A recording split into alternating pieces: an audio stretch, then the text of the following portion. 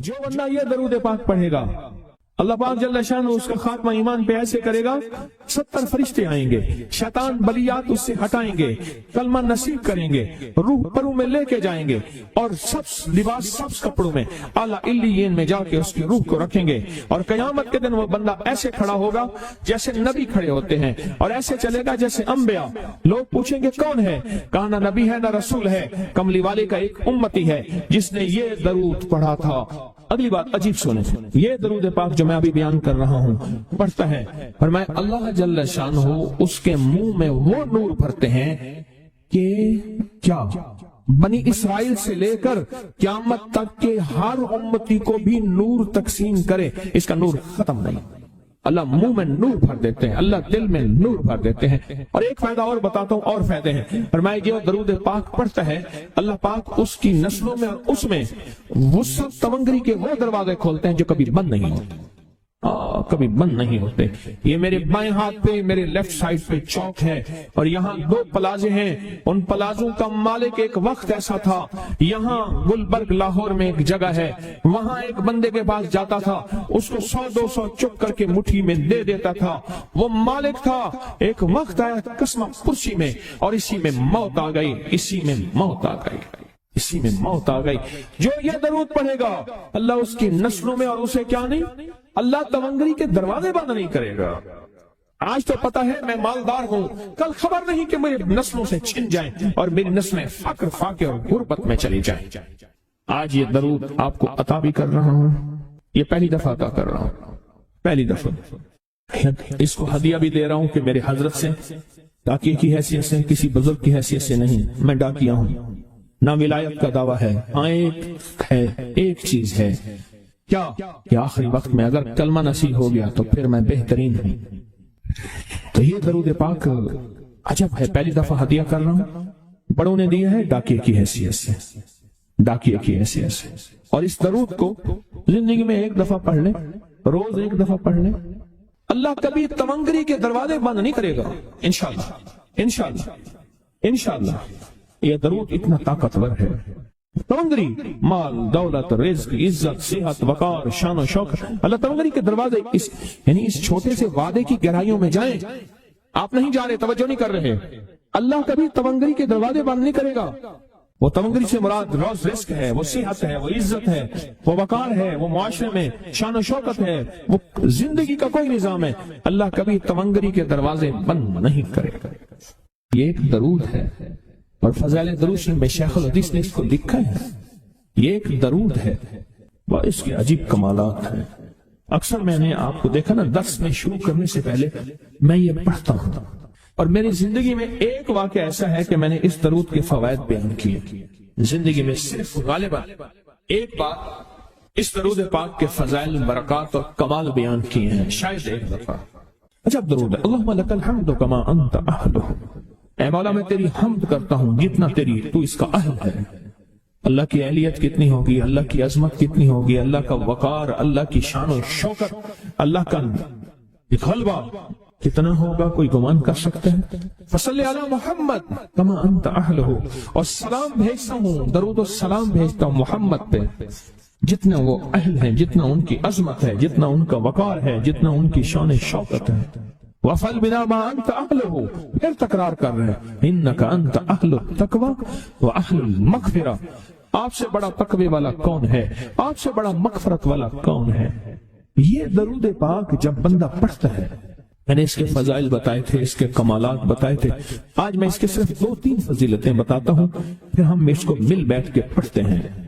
اور میں جب یہ بندہ درود پاک پڑھتا ہے، جب اس کی موت کا آخری وقت ہو، موت کی آخری ہچکی کو ذرا غور سے سن، موت کی آخری ہچکی کو ذرا غور سے سن، زندگی بھر کا خلاصہ اسی آواز میں ہے، زندگی بھر کا خلاصہ اسی آواز میں ہے۔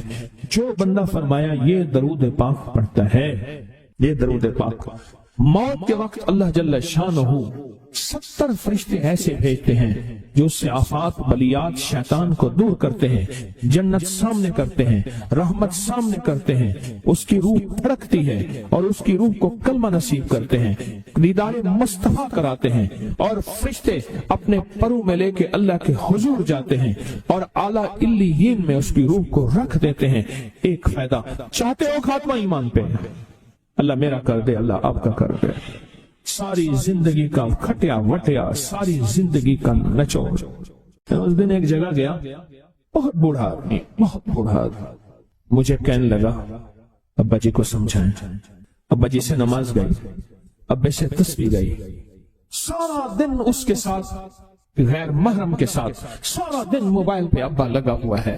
ابے کو آپ ہی سمجھاتے، ابے کی جو پینشن آتی ہے 50,000 سے زیادہ، وہ بھی وہاں لگی ہوئی ہے اور سب کچھ ختم ہو گیا۔ ابا بالکل نہ ملک ملک اتے مال دے، نہ زال دے، نہ بال دے، ہر دم خدائی خیال دے، پتہ نہیں کہاں کہاں ابا گھوما ہوا ہے۔ اور کچھ ہی دنوں کے بعد اسی حالت میں ابے کی موت ہو۔ اللہم لک الحمد کما انت اہلہ فصل علی محمد کما انت اہلہ وافعل بنا ما انت اہلہ فانک انت اہل التقوی واہل المغفرہ۔ وعدے انشاءاللہ پورے ہیں، کیوں؟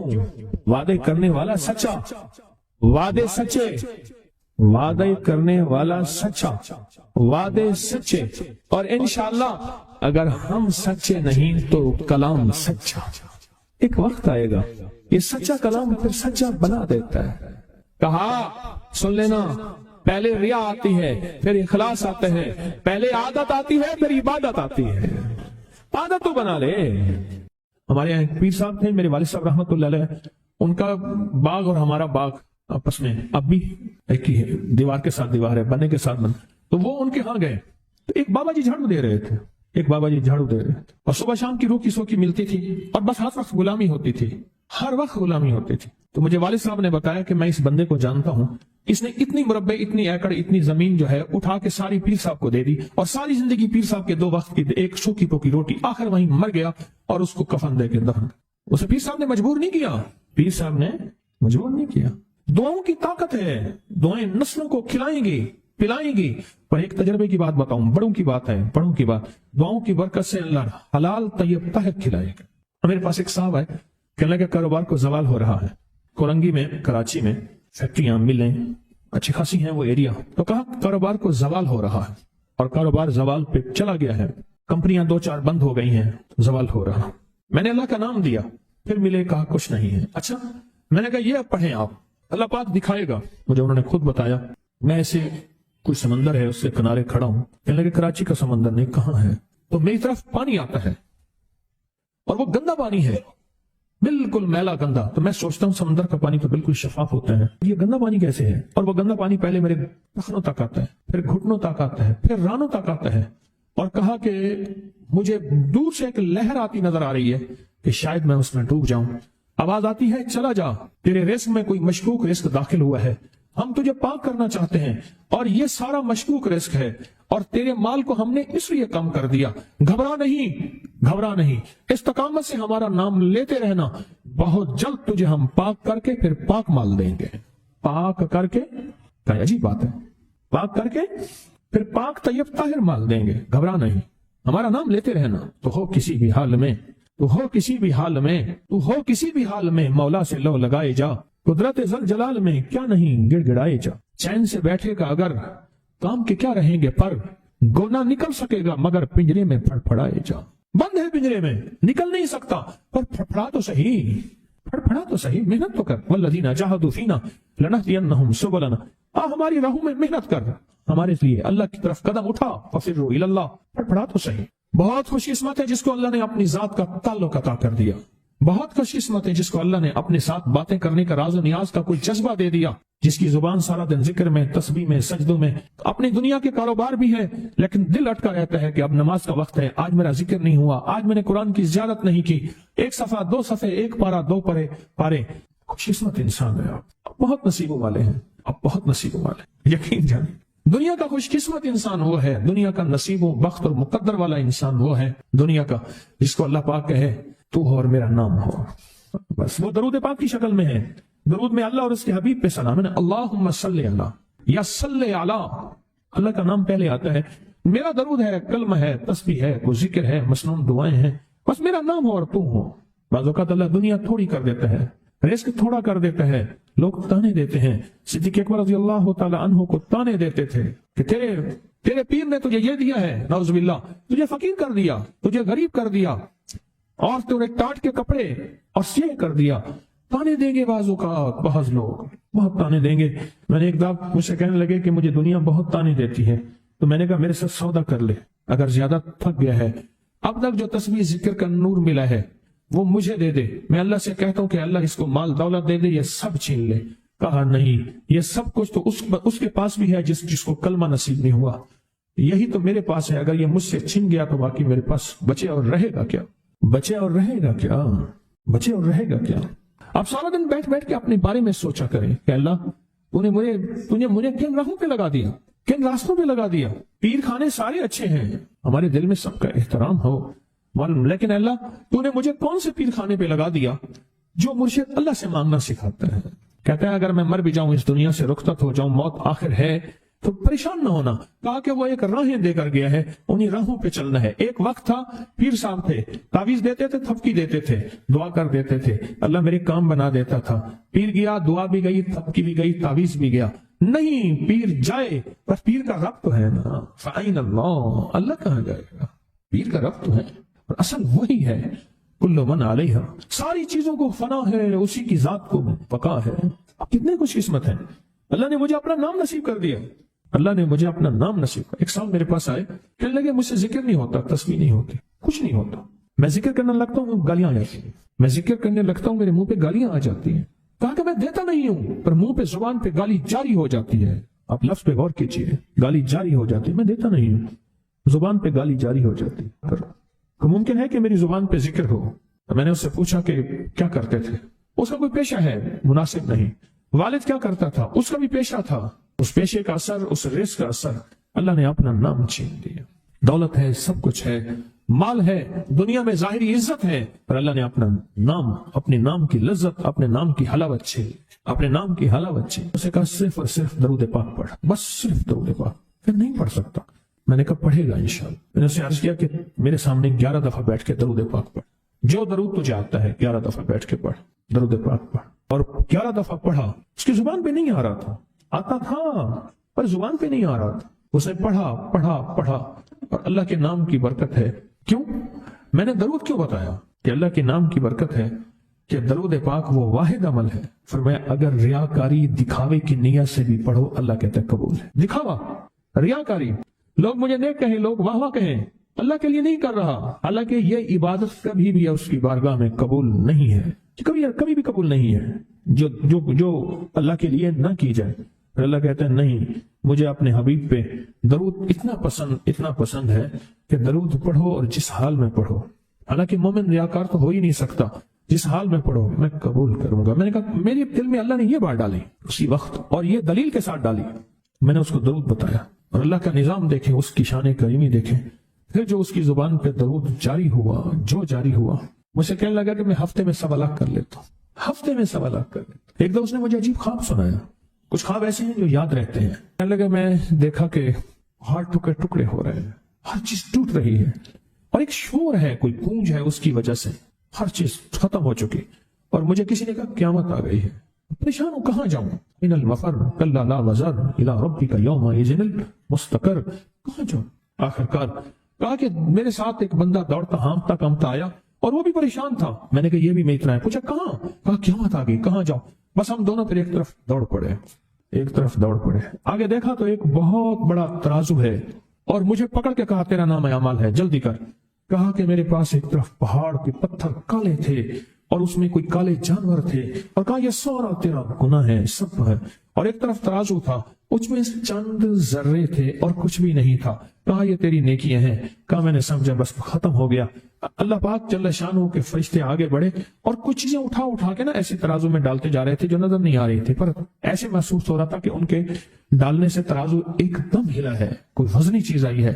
ابھی بہت سارا باقی تھا کہ ترازو میرا جھک گیا اور میں جا تو کامیاب ہے. میں نے پوچھا یہ کون سا عمل ہے؟ کہا تو نے عشق اور جذبے کے ساتھ، عشق اور جذبے کے ساتھ، عشق اور جذبے کے ساتھ وہ جو درود پاک پڑھا تھا، یہ وہی عمل ہے. اب قیامت کے دن بندہ جائے گا قبر میں، جب بندہ جائے گا تو وہ بندہ جو ہے پریشان ہوگا. تو اچانک ایک دروازہ کھلے گا، اس میں روشنی آئے گی اور ایک نیک جوان صالح خوبصورت اس کے ساتھ بیٹھے گا اور اس کے ہر سوال کا جواب دیا جاتا جائے گا، جاتا جائے گا ہر سوال کا جواب. اور منکر نکیر چلے جائیں گے اور اس کی قبر میں جنت کی کھڑکیاں کھل جائیں گے، جنت کے دروازے کھل جائیں گے. پوچھے گا یہ کیا ہے، آپ کون ہیں؟ کہا وہ درود ہوں جو دنیا میں تو اٹھتے بیٹھتے سوتے جاگتے پڑھتا تھا. وہ درود تو دنیا میں مجھے نہیں بھولا تھا، آج میں تجھے نہیں بھول. کبھی نہ سوچے ہیں کہ مجھے تسبیح سے، ذکر سے، درود سے، کلمے سے، سورت اخلاص سے اور اس دعا سے کچھ نہ ملا، کیونکہ آپ کو یہ کانوں میں ڈالنے والے بہت ملیں گے. کیا پایا، کیا ملا؟ فلاں کو تو یہ ملا، فلاں کو تو یہ ملا، تجھے کیا ملا؟ بہت ملیں گے، بہت ملیں گے، بہت ملیں گے. اور ایسے لوگ ملیں گے کہ جس کا گمان سے بالا تر ہے. ایسی دلیلوں کے ساتھ بات کریں گے، آپ کے قدم ڈگمگا جائیں گے، ہل جائے گا اور انسان سوچنے لگ جائے گا کہ میں نے تسبیح خانے کا انتخاب غلط کیا ہے. یا پھر اپنے شیخ اور مرشد کے بارے میں وساوس اور بدگمانیوں کی بھار مار کر دے گا اور شیخ اور مرشد کی جاسوسی اور تعقب پہ لگا دے گا اور بدگمانیاں، شک بڑھ جائیں گے. اگر شک اور وسوسے بدگمانیاں بڑھ گئے ہیں تو سمجھ لے کچھ تھا تو چور آیا، اگر نہ تھا تو چور کہاں آتا. اب اپنے آپ کو یہیں سنبھالنے کی ضرورت ہے. یہ جو وظیفے ہیں کسی درویش کی یا کوئی درویش نے جس کو اجازت ہے اس کی اجازت صحیح ہو. ہر بندہ اجازت دینا نہ شروع کر دے. اجازت کے پیچھے نسبتیں چاہیے، ان نسبتوں کی طاقت چاہیے. وہ جو اجازت ملتی ہے اس اجازت کے اندر جو تاثیر ہوتی ہے، اس میں جو کمال ہوتا ہے، اس میں جو اندر کی کیفیتیں ہوتی ہیں، اس اجازت سے نسلوں میں تمنگری، دولت، رزق، عزت، صحت ایسے بارش کی طرح برستی ہے. میرے جو مرشد تھے حضرت خواجہ سید محمد عبداللہ حجویری رحمت اللہ علیہ، میرے مرشد جو تھے وہ حضرت داتا صاحب کی سچی آل میں سے تھے. مجھے جاتے جاتے انہوں نے اجازت دی 1991 ستمبر میں اور مدینہ منورہ فرمایا میں جا رہا ہوں، بس اب بقی میں، اور بقی کے اندر جا کے سو گئے. اب بھی میں مرشد کے ہاں جاتا ہوں تو جنت البقی کے قبرستان میں ان کی نسبتیں دیکھیں کتنی اونچی ہیں. پھر وہ نہیں، 26 بڑی ہستیوں نے مجھے خلافتیں، اجازتیں دیں، 26 سے بلکہ زیادہ اجازتیں اور خلافتیں دیں، اور ان کی توجہات ہیں، ان کی پیچھے دعائیں ہیں اور پیچھے کامل کے ہاتھ ہیں. یہ روحانیت کی نسبتیں ہوتی ہیں، روحانیت کی نسبتیں ہوتی ہیں. ان نسبتوں کے ساتھ جیسے آپ تسبیح خانے میں ماشاءاللہ پوری دنیا میں لوگ یہاں آئے ہوئے ہیں اور بڑے بڑے ہستیاں یہاں آئی ہوئی ہیں جو مٹی ہو کے چٹائیوں پہ پڑے ہیں، خواتین میں بھی مردوں میں بھی، بڑے بڑے عہدوں والے، عزتوں والے، بڑے بڑے مقام والے یہاں اپنے مرشد خانے میں بے حیثیت ہو کے پڑے ہیں.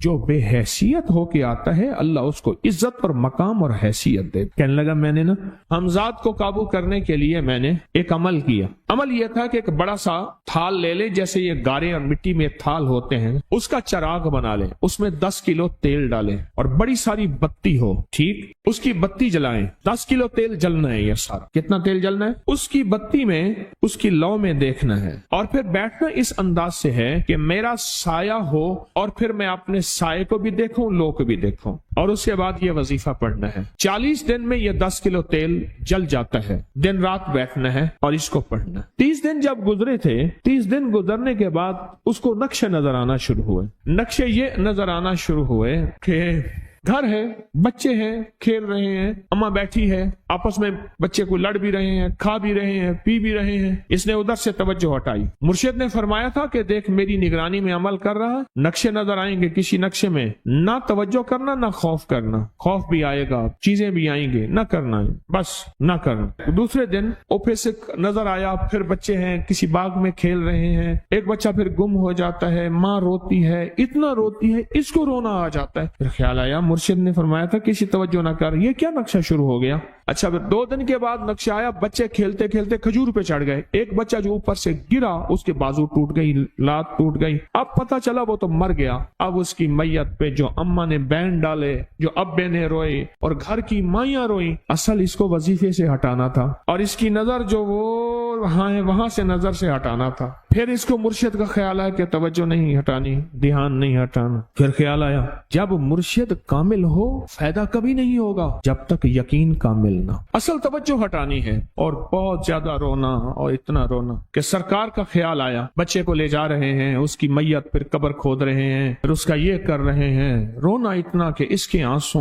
रोने की कोई कैफियत थी माइयों की। 2 दिन अभी रहते थे 40 दिन में से, तो फिर वही घर नजर आया, बच्चे खेल रहे हैं। शौहर आया, उसने आके कहा मुझे रोटी दो। उसने कहा घर में तो कुछ भी नहीं है, लकड़ियां ही नहीं है, आपने कुछ दिया ही नहीं। मियाँ बीवी की लड़ाई हो गई। उसने कहा फिर ठीक है, मैं आज सबको जला दे। उसने कहा लकड़ियां ले आया, इधर उधर से लकड़ियां ला के ना से उसने वो लकड़ियां जलाई, बच्चों को उठा के जो डाला आग में, जो चीपें निकली बच्चों, दूसरे को पकड़ के डाला, तीसरे को डाला, चौथे को डाला, आग में डालता जा रहा है। माई चीख रही है, कोहराम है, जिंदा बच्चों छोटे मासूमों को आग में डाल रहा है। डालते डालते कहने लगे तू बच गई है भाई, आ फिर पकड़ के मैं तुझे डालता हूँ। जब उसके डाल के कहने लगा अब इस आमिल को तू बच गया है, ऐसे इसको हाथ ऐसे ऐसे पकड़ने लगा और पीछे मुर्शिद का खींच के थप्पड़ उसको आया। जब खींच के थप्पड़ आया सारा नक्शा खत्म हो गया। ओहो, कहने लगा ये क्या था।